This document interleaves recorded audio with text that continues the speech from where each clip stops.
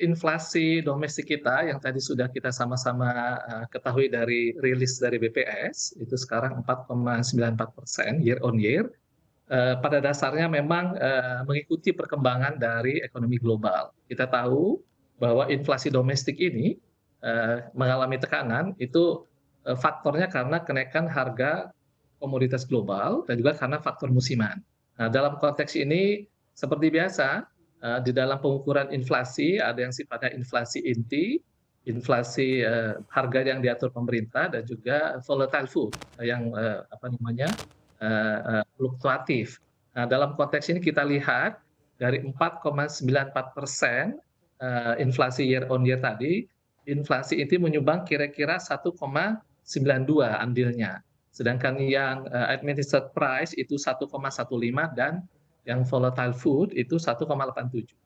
Dalam konteks, kenaikan harga komoditas terkait dengan volatile food khususnya, ini juga kita perlu perhatikan ini Mbak Andi, bahwa ada faktor musiman. Kita tahu, masalah curah hujan yang sangat tinggi, di beberapa waktu terakhir ini khususnya di daerah-daerah sentra produksi Ya. dari, cabai dan bawang merah. Itu kan kalau nggak salah di daerah Cianjur, Brebes, Banjarnegara, dan juga Garut. Nah, di sini yang kedua kita juga perhatikan ada beberapa konteks, apa namanya, inflasi kelompok pengeluaran. Kita tahu bahwa makanan dan minuman termasuk hasil tembakau, kira-kira itu 25% dari, penyumbang dari konsumsi masyarakat. Jadi memang, porsi untuk, hal ini juga diperhatikan. Kedua adalah masalah, perumahan, air listrik dan bahan bakar lainnya, itu sekitar 20% dan transportasi sekitar 12,4%. Di sini kita lihat fundamental dari, ekonomi Indonesia dalam, konteks inflasi inti itu masih terjaga, namun kita perlu waspadai untuk bagaimana, kenaikan harga komoditas global ini bisa mempengaruhi secara langsung khususnya terhadap, daya beli masyarakat. Oke, artinya fundamentalnya masih terjaga, tapi tetap waspada seiring dengan kenaikan harga komoditas. Tapi dengan melihat tren inflasi yang terus menanjak, ini apakah nantinya akan menurunkan daya beli masyarakat? Dan sebetulnya apa saja sih Pak langkah yang disiapkan oleh pemerintah untuk tetap menjaga daya beli masyarakat di tengah momentum pemulihan ekonomi?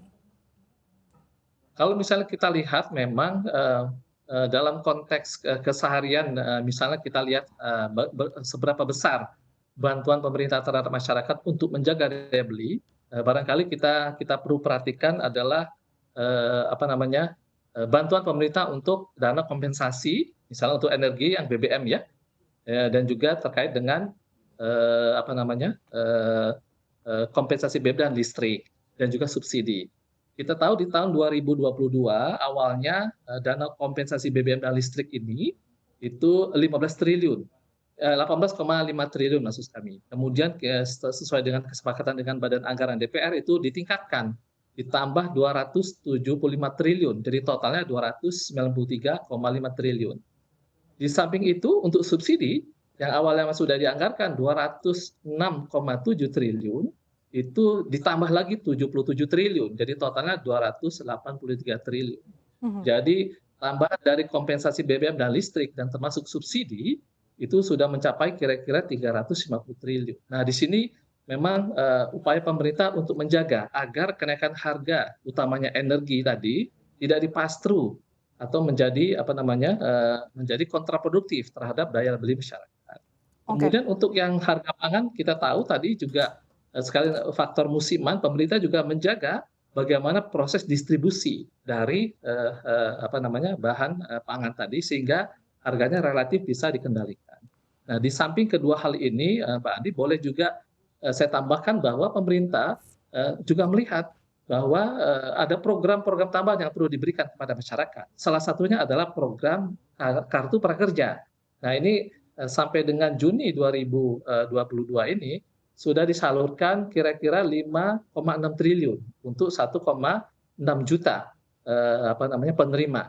Dan di samping itu ditambah lagi untuk Perlinsos, ini untuk masyarakat terdampak nih, ini termasuk masalah kartu sembako, BLT minyak goreng, kemudian PKL warung, kemudian, PKH itu totalnya per Juni kemarin Oke. itu 188 triliun.